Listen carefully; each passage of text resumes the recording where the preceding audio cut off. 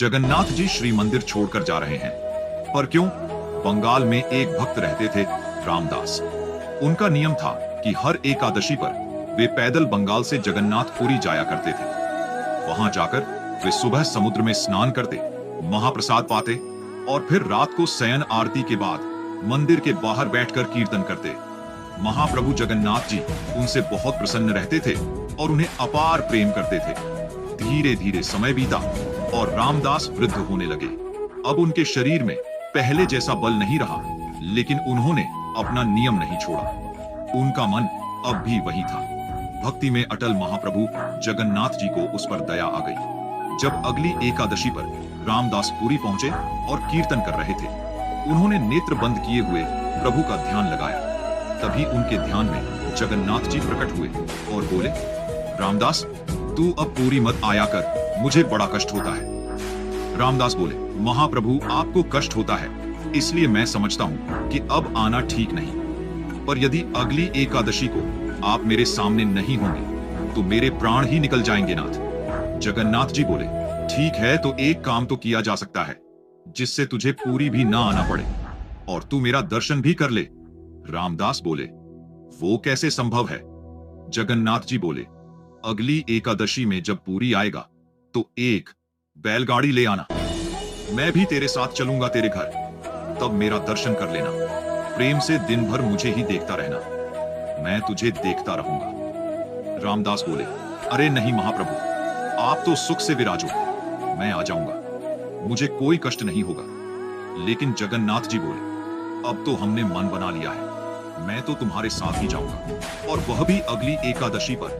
रामदास खुश भी हुए और दुखी भी। अगली एकादशी जब आई तो रामदास बैलगाड़ी में बैठकर आए। सब पंडा पुजारी बोले, अरे रामदास, आज बैलगाड़ी से आए हो, कुछ विशेष है क्या?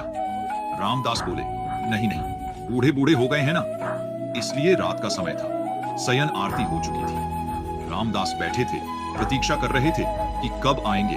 तभी क्या देखते हैं, पीतांबरी पहनकर, सिर पर मोर पंख लगाकर साक्षात महाप्रभु जगन्नाथ मंदिर से बाहर आ रहे हैं।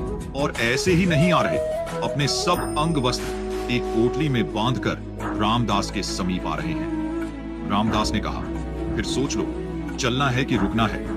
तो जगन्नाथ जी ने कहा, अब तो तय हो चुका है कि चलेंगे, हम तुम्हारे संग ही। रामदास मन में सोच रहे थे, मैं तो मना कर रहा हूं, पर इन्हें ही आना है। मेरे साथ जब बैलगाड़ी के पास गए तो जगन्नाथ जी बोले, ये बैल तो बूढ़े हैं, मैं अगर त्रिलोक का भार लेकर बैठा तो यह यहीं से बैकुंठ संगीत चले जाएंगे।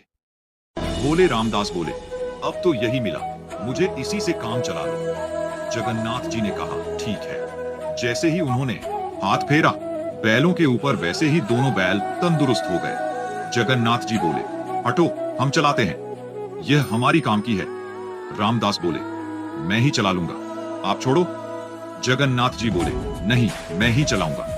सामने बैल हाँकते हुए द्वारकाधीश थे और पीछे सीधे साधे रामदास बैठे थे। जैसे ही मंगला आरती का समय हुआ, वैसे ही सब पुजारी बोले, यह सुभद्रा जी और बलभद्र जी तो हैं, पर जगन्नाथ जी कहां गए? सब जगह हल्ला मच गया, जगन्नाथ जी चोरी हो गए, ढूंढो।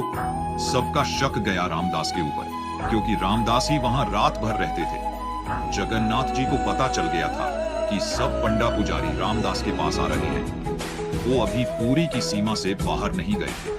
तो जगन्नाथ जी ने कहा, रामदास, तुम मुझे कहीं छिपा दो, सब पंडा पुजारी आ रहे हैं तुम्हारे पास।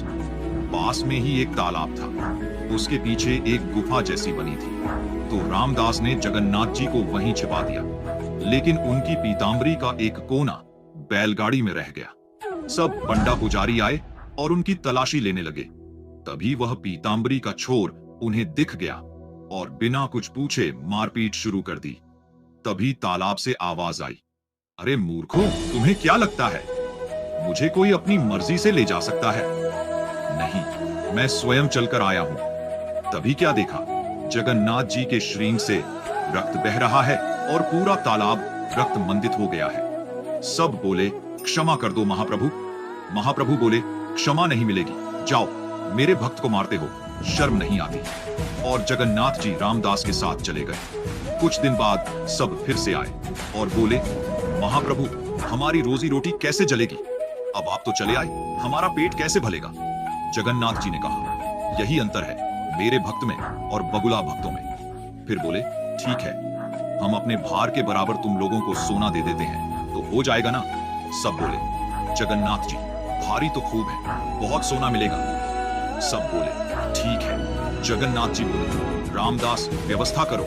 रामदास बोले, यह गलत है, मेरे पास इतना कुछ है ही नहीं, देने को मैं कहां से लाऊंगा इतना सोना? जगन्नाथ जी बोले, तुम्हारी पत्नी की नाक पर एक सोने का किल है, वो ले आओ और एक तुलसी का पत्ता ले आओ, बाकी हम दिखाते हैं। आखिर हम भी परमात्मा जैसे ही नापा गया तो उस किल से भी कम भार के महाप्रभु हो गए।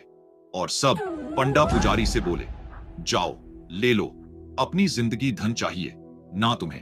अब उन पुजारियों के पास कुछ कहने का मुंह ना रहा। वे सब पंडा पुजारी खाली हाथ पूरी लौट आए। भगवान भगवान को कोई बांध नहीं सकता, पर प्रेम के वश में आकर वे स्वयं बंध जाते हैं। जय जगन्नाथ।